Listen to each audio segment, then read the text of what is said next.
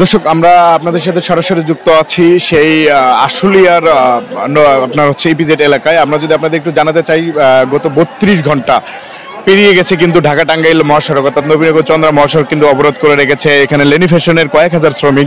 এখানে কিন্তু আমরা যতদূর জেনেছি সেটি হচ্ছে 4 বছর আগে কিন্তু এই লেনি ফ্যাশন করোনাকালীন সময় কিন্তু বেশ কয়েক মাসের বকেয়া বেতনের দাবিতে কিন্তু এই শ্রমিকরা কিন্তু এই আন্দোলন চালিয়ে যাচ্ছেন টানা 32 ঘন্টা ধরে। অর্থাৎ গতকাল থেকে এখন পর্যন্ত কিন্তু এই ঢাকা টাঙ্গাইল মহাসড়ক অবরোধের পাশাপাশি কিন্তু তারা এই রপ্তানিকারক এলাকার কিন্তু মূল ফটক যেটি রয়েছে সেটি কিন্তু তালাবদ্ধভাবে রেখেছেন। তারা কিন্তু যেটি জানিয়েছি যা জেনেছেন আমাদের সেটি হচ্ছে যে তারা কিন্তু এই বকেয়া বেতন পরিশোধ না হওয়া পর্যন্ত কিন্তু তারা এই রাস্তা অবরোধ পাশাপাশি এই আন্দোলন কর্মসূচি উঠাবে না বলে আমাদের কিন্তু তারা জানিয়েছেন।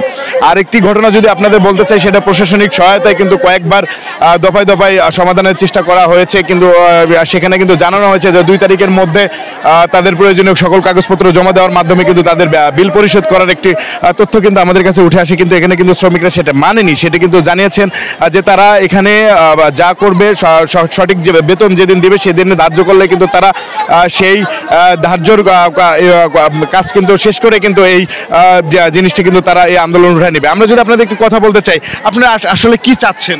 আমরা কি চাচ্ছি, এটা মনে করেন আমরা লেনি ফ্যাশন নামে একটা ফ্যাক্টরিতে চাকরি করতাম ইপিজেডের ভিতরে। এটা 2021 সালে জানুয়ারি 20 তারিখে বন্ধ হয়ে গেছে।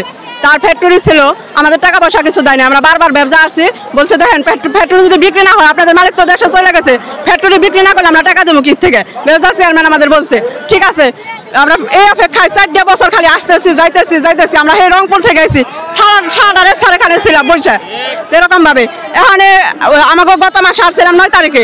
আসার পরে একটা কি সেনাবাহিনীর একটা অফিসার ছিল লগে সিএম নামে, উনি থেকে আমাকে আশ্বাস দিছে যে নভেম্বরের 15 তারিখ থেকে 30 তারিখের ভিতরে আপনারা টাকা পেয়ে যাবেন। আমার ভিতরে রাখেন, আমি মুসলমান, আমার বিশ্বাস করেন না।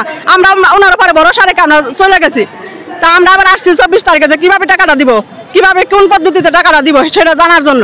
তা অনেক ম্যানেজমেন্ট আসছে থাকো বলে বলছে কি টাকা চান আপনারা? 4 বছর সর্বশেষ কি চাচ্ছেন এখন? আমরা আমাদের টাকাটা চাচ্ছি, পাওনা দাও না। যে আপনারা যতদূর জানাচ্ছিলাম সেটি হচ্ছে দেশের বিভিন্ন প্রান্ত থেকে কিন্তু এই লেনি ফ্যাশনের যে শ্রমিকরা ছিল তারা কিন্তু এসে কিন্তু এই আন্দোলনে যুক্ত হয়েছেন। তারা কিন্তু একটা কথা আমাদের বলেছেন যে বেতন পাওনাদি না পরিশোধ করা পর্যন্ত কিন্তু তারা এই রাস্তা এবং মূল ফটক কোনোভাবেই ছাড়বে না। আমরা কিন্তু প্রশাসনের সাথে কথা বলেছি, প্রশাসন কিন্তু ব্যাপকভাবে নিরাপত্তা জোরদার করছে, বারবার কিন্তু আলোচনার মাধ্যমে কিন্তু এই সমস্যা সংকট নিরসন করার কিন্তু চেষ্টা করছে বলে। আমরা যদি আরেকটু কথা আপনাদের থেকে জানতে চাই, সেটি হচ্ছে এই পর্যন্ত আপনারা কি আশ্বাস পেলেন? আমরা আশ্বাস এখনো পরিপূর্ণভাবে পাই নাই। কম বলছে 2 তারিখে কাগজ জমা নেওয়ার কথা, টাকা কবে দিব এটা কোনো ডিক্লার দিতে আসে না। আমাদের 30 তারিখে টাকা দেওয়ার কথা বলা ছিল, তাহলে আমাদের কাগজ আমরা 2 তারিখে দিতে রাজি আছি। সেই ক্ষেত্রে কবে দিব, 10 তারিখ বা 15 তারিখ বা 20 তারিখে একটা সময় নেক, যেই তারিখের মধ্যে আমাদের টাকা দিয়ে দিব, এরকম কোনো নোটিশ এরা দিতে আসে না। তারা কাগজ এরকম একবার বলছে যে কাগজ আমরা কাগজ দেওয়ার জন্য প্রস্তুত আছি, আমরা সাথে নিয়ে আসছি। এখন ওটা নেন, আমরা নোটিশ দিব, ব্যবসা থেকে ফর্ম দিব, ফর্ম নিয়ে তারপর কাগজ জমা নেব। টাকা কবে দিব এই ঘোষণাটা আমরা চাই। আমরা এই ঘোষণাটা আমাদেরকে দিয়ে দেব যে একটা নির্দিষ্ট একটা টাইম দেখ যে এই তারিখে আপনাদের টাকা জমা অ্যাকাউন্টে দেওয়া হবে।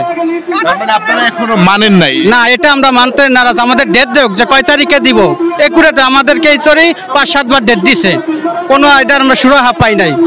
আমরা যদি আপনাদের আরেকটু কথা জানিয়ে রাখি, সেটি হচ্ছে এই আন্দোলনের পরিপ্রেক্ষিতে কিন্তু সমগ্র উত্তরবঙ্গ অর্থাৎ ঢাকা টাঙ্গাইল মহাসড়কের কিন্তু যোগাযোগ বিচ্ছিন্ন রয়েছে, পাশাপাশি কিন্তু সমগ্র যানবাহন যে যাতায়াত যে ব্যবস্থা সেটা কিন্তু ব্যাঘাত ঘটছে। এখানে কিন্তু তীব্র ভোগান্তিতে কিন্তু পড়েছে দুপাশের যাত্রীরা, অর্থাৎ যাত্রী সহ পণ্যবাহী ট্রাক থেকে শুরু করে পণ্যবাহী যানবাহন থেকে শুরু করে সাধারণ যাত্রীরাও কিন্তু ব্যাপক ভোগান্তিতে পড়েছে।